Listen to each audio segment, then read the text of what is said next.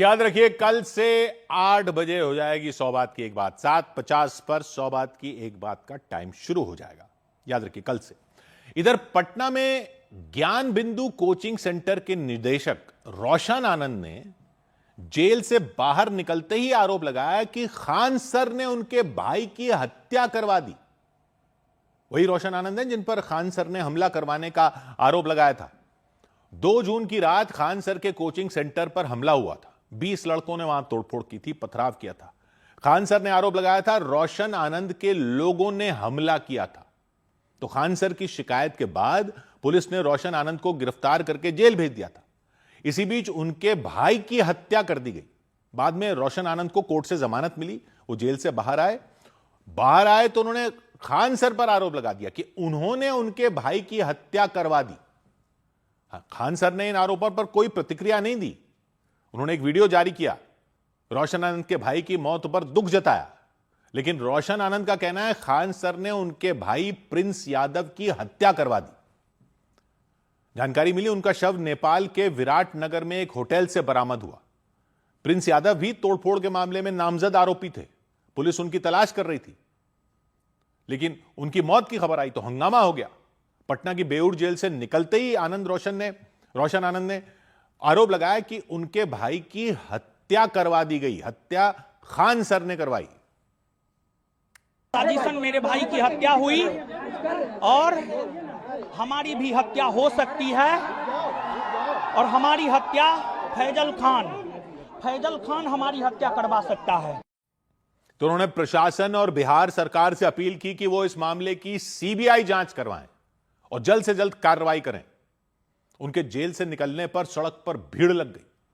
Court के बाहर उनके छात्रों और समर्थकों का हुजूम उमड़ पड़ा। लोग नारे लगाने लग गए।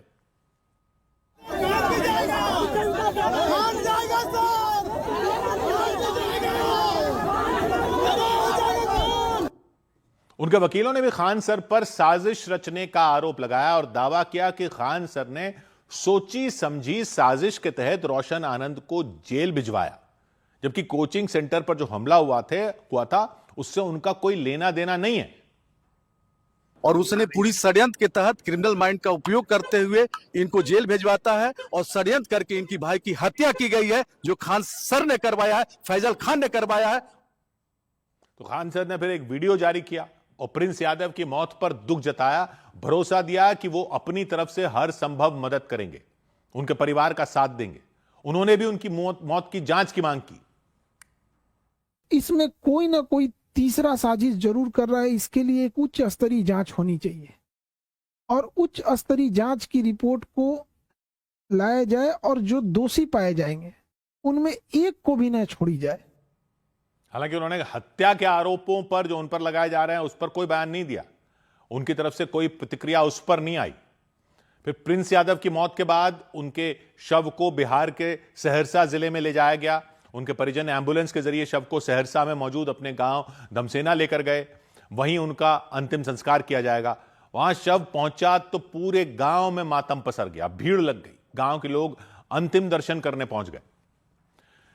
इधर भीषण गर्मी के बीच पहाड़ों पर सैलानी पहुंचे जा रहे हैं और घंटों तक ट्रैफिक जैम में फंसे रहे। कई किलोमीटर लंबा जैम फिर लग गया। कई घंटों तक गाड़ियां एक ही जगह पर फंसी रहीं। सैलानी काफी परेशान हो गए। न तो उनके पास आगे बढ़ने का कोई तरीका था, पहाड़ पर रास्ता ही ऐसा होता है, ना वापसी का कोई रास्ता, एक ही जगह पर फंसकर रह गए।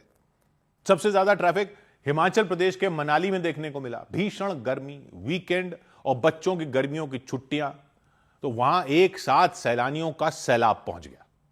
ऐसे हालात हो गए वहां की सड़कों पर सिवाय गाड़ियों के कुछ नजर ही नहीं आया। दूर दूर तक सिर्फ गाड़ियों की लंबी लंबी लाइन दिख रही, एक ही जगह पर खड़ी हुई। न तो गाड़ियां आगे बढ़ रही थी न पीछे जा रही थी, जहां थी वहां खड़ी हुई थी और कई कई घंटों तक। और कई कई वीकेंड से यह हाल हो रहा है, कई हफ्तों से ही हो रहा है। मनाली से मणिकर्ण जा रहे एक व्यक्ति के मुताबिक मनाली के आसपास वो जहां भी घूमने गए उन्हें कम से कम 3 घंटे का ट्रैफिक जैम मिला। जहां भी जा रहे हैं कहीं भी टाइम पर नहीं पहुंच पा रहे, हर जगह पहुंचने में दिक्कतों का सामना करना पड़ा। किसी आप टूर पे जा रहे हैं तो कम से कम हर रास्ते में 2 से ढाई घंटे का वो रास्ता डिस्टर्ब है। अभी जैसे मणिकर्ण जा रहे हैं हम लोग, तो लगभग 1.5-2 घंटे से जाम में फंसे हुए हैं। फिर मनाली से कसौल जा रही एक महिला भी ट्रैफिक की वजह से परेशान नजर आई। उनके मुताबिक एक तो ट्रैफिक में फंसने की वजह से उनके कई घंटे खराब हो गए, दूसरा मोबाइल नेटवर्क नहीं था, उससे मुसीबत और बढ़ गई। कसौल जा रहे थे बट अभी ऐसे समझ नहीं आ रहा अभी क्या करें, और नेटवर्क भी नहीं है यहाँ पे जाके फैमिली को बता दे कि हम ठीक है। तो बहुत सारी गाड़ियों के बीच ये महिला भी वहां फंसी हुई थी। मनाली है उसके आसपास की सभी जगहों का हाल ऐसा ही नजर आया। हर जगह ट्रैफिक जैम, गाड़ियों की लंबी लाइन। कुल्लू में कई जगहों पर सिर्फ वन वे रोड थी, यानी सड़क सिर्फ एक तरफ ही गाड़ियां चल रही थी, तो और लंबा जैम लग गया। सिर्फ 2 किलोमीटर का सफर करने में कई घंटे लग गए। कुल्लू घूमने आए एक व्यक्ति ने बताया, वहां कई राज्यों से लोग घूमने आए, उसकी वजह से वहां के सारे होटल फुल हो गए, एक रात के लिए भी कहीं जगह तक नहीं मिली। वीकेंड चल रहा है और बहुत हर स्टेट से लोग आ रहे हैं यहाँ पे, बहुत ज्यादा भीड़ हो रखा है, पूरा पैक है, कहीं होटल्स भी नहीं मिल रहे हैं, हर पूरा रास्ता पैक है। शिमला में भी वही हाल। एक दिन में करीब 23,000 गाड़ियों की एंट्री हुई शिमला में। 12,000 से ज्यादा गाड़ियां दूसरे राज्यों की थी, यानी वहां पर एक ही दिन में एक साथ इतने ज्यादा लोग आ गए घूमने के लिए। सड़कें पूरी तरह पैक हो गई। उत्तराखंड में हरिद्वार में भी पर्यटकों की भीड़ लग गई, जगह जगह लगी, हरिद्वार में भी लग गई। सोमवती अमावस्या थी तो वहां बड़ी संख्या में श्रद्धालु पहुंच गए गंगा नदी में डुबकी लगाने के लिए। हर की पहाड़ी पर तो पैर रखने की जगह नहीं थी, पूरा घाट श्रद्धालुओं से भर गया। वहां घूमने आए एक श्रद्धालु ने बताया, अब से पहले कभी वहां इतनी भीड़ उन्होंने देखी नहीं थी। और इतना भीड़ तो हम लोग ने कभी नहीं देखा, पहली बार देखा। हम लोग 3 दिन से आए हैं यहाँ, तो कहाँ रहने का जगह नहीं मिल रहा है, इतना सब फुल हो गया है और इतना ट्रैफिक जाम हो गया है। नैनीताल में वही हाल, ऋषिकेश में वही हाल, कैंची धाम में वही हाल। बड़ी तादाद में पर्यटक पहुंच गए, जगह जगह जैम लग गया, मिनटों का सफर घंटों का हो गया। 100 बात की एक बात यह कि पहाड़ों तक हाईवे तो बना दिए, ऊपर चढ़ने के लिए तो उतने ही चौड़े रास्ते हो सकते हैं जितनी पहाड़ पर गुंजाइश है। होटल तो उतने ही हैं, कमरे तो उतने ही हैं। जब कमरे की बुकिंग नहीं है तो जाने क्यों दे रहे हो गाड़ियों को? कोई तो कंट्रोल लगाना पड़ेगा ना। छुट्टी मनाने जो लोग पहाड़ पर निकले जा रहे हैं उन पर, अगर वहां पहाड़ पर लोगों की कमाई हो रही है इससे, तो तभी होगी ना जब वहां पर रहेंगे होटलों में। होटल में कमरा नहीं है, यहां से गाड़ी लेके निकल गए, रास्ते में जाम में पड़े, सारा दिन गाड़ियों में बैठे हुए हैं लोग ट्रैफिक में, फिर भी निकले जा रहे हैं पहाड़ों की तरफ। क्या बचेगा पहाड़ों की आबो हवा का ऐसी भीड़ में? वहां के लोगों की कमाई तो हो रही होगी लेकिन पर्यटन से, लेकिन ऐसे चलता रहा तो ये सोने का अंडा देने वाली मुर्गी नहीं मर जाएगी? अपनी छुट्टियों के चक्कर में पहाड़ की छुट्टी कर देंगे ऐसे लोग। 100 बात की एक बात। उधर उत्तर प्रदेश के प्रयागराज में कुछ पर्यटकों और वहां के लोकल लोगों के बीच मारपीट हो गई। उत्तर प्रदेश के प्रयागराज में पटपड़ वाटरफॉल के पास पर्यटकों और स्थानीय लोगों के बीच मारपीट हो गई। उन लोगों ने एक दूसरे पर लाठियों से हमला कर दिया। मारपीट में 6 लोग घायल हो गए।